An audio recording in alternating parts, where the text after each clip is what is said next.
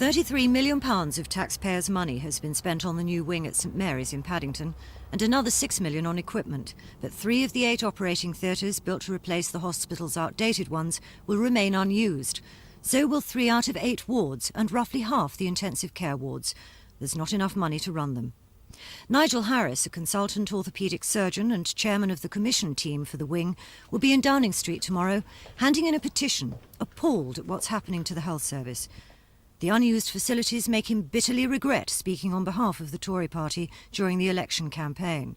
I feel very bad about it. I feel as if I've been hoodwinked, because if I had known then what I know now, I certainly would not have agreed to appear. Because you're not a Conservative yourself, I'm not a member of any political party, and I'm very glad that I'm not, so that I can speak my mind, as I've always done, on any issue, irrespective of politics. As an example of what these cuts and unused facilities mean, Mr Harris normally carries out 250 hip replacement operations a year. This year he did an extra quota funded by the government to cut waiting lists. Next year, because of underfunding and having to do emergency work, he won't be able to do any. And it's the same for other consultants.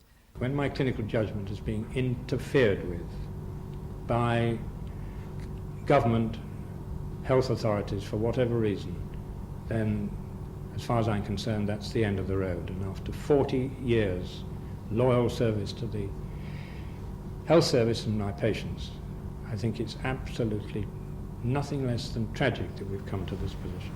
But Mr Harris, if they stick to their guns, where is that going to leave the health service? Patients are being harmed and permanently harmed. It's not as if we're dealing with goods coming out of a factory. Irreversible changes are going to take place and are taking place in some patients' diseases, and the blame is fairly and squarely on the government and health authorities. Mr Harris says empty theatres and beds speak for themselves, and the government are trying to duck the issue by turning on the medical profession.